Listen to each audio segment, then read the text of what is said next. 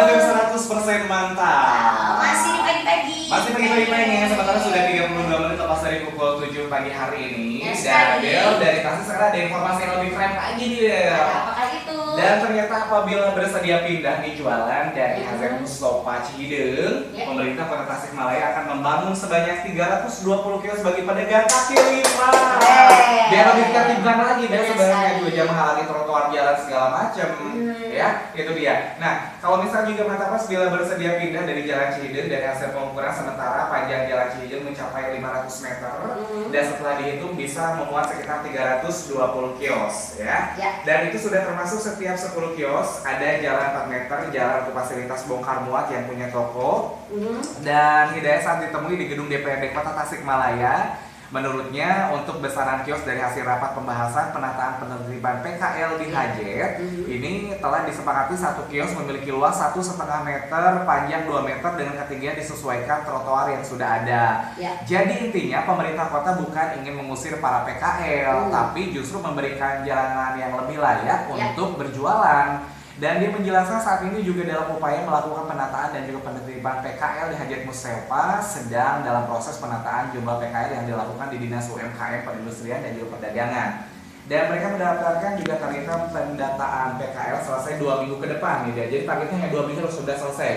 Namun pendataan PKL sendiri juga melibatkan pihak kecamatan dan kelurahan serta dinas terkait. Pendataan ini bertujuan untuk menghitung kebutuhan anggaran yang harus disediakan dalam memindah PKL. Dan berharap nantinya PKL bisa mengikuti dan mematuhi aturan yang berlaku supaya kawasan Hazard Mustofa bisa tertib, nyaman dan juga bersih dari pedagang kaki lima. Nah, setuju? Setuju ya. Jadi kalau misalnya gini juga, kalau misalnya kita lagi ya seru-seru kan, kalau misalnya di Hajet banyak sekali kerumunan segala macam, apalagi sering dilakukan yang namanya Car Free Day. Tiba-tiba kalau misalnya pemandangan yang indah itu dia kalau misalnya juga banyak PKL yang berkeliaran terus juga tidak sesuai, maksudnya menempati tempat yang tidak sesuai dan juga tidak layak digunakan untuk kawasan PKL, itu jadi pandangannya jadi berbeda.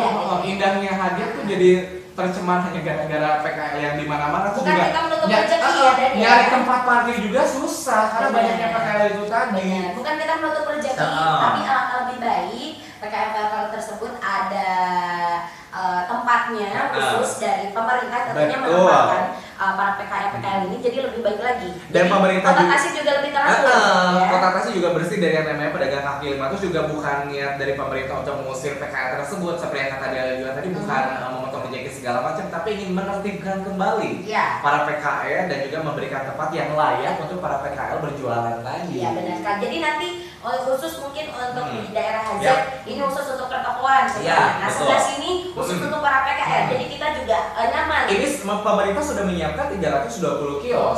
Jadi tadi. Nanti di sana para PKL itu menempatkan beberapa kios. Nanti juga akan lebih nyaman. Tidak akan ada sampah yang berserakan. Tentunya juga. Pokoknya wujudkan Tasikmalaya lebih bersih lagi. Lebih tertata seperti itu. Dan di sini juga dia punya satu informasi lagi. Kalau tadi seputar kesehatan untuk Kota Tasikmalaya, kalau sekarang untuk kesehatan tubuh Mantapers. Nah, Mantapers cara untuk mendapatkan berat badan yang sangat ideal adalah dengan cara mempercepat metabolisme. Ada banyak cara untuk meningkatkan metabolisme. Namun ternyata akan lebih baik jika Anda memulainya sejak pagi hari. Dimulai dari hari ini, Dani, bisa ya.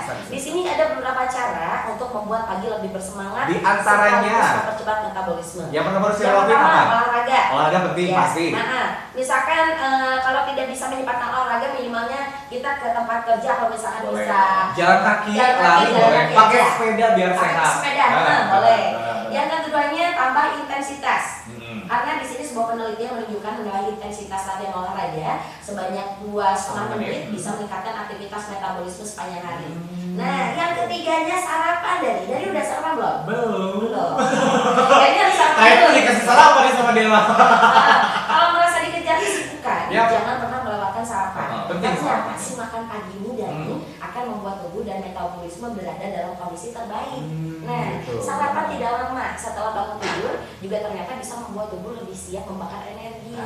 Makanya gampang masuk bahan makanan sumber protein, karbohidrat dan juga vitamin. Yang selanjutnya adalah latihan beban.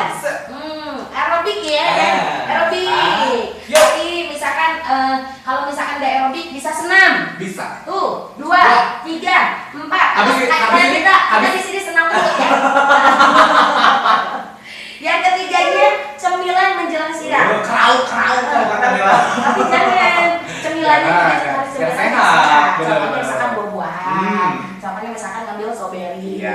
Hijau kayak dari tadi. Iya dong. Atau misalkan kedelai rebus. Oh, benar-benar. Rebus Boleh, ya. boleh, bisa. Bukan kedelai, tapi kedelai rebus. Itu keledai, kita kedelai.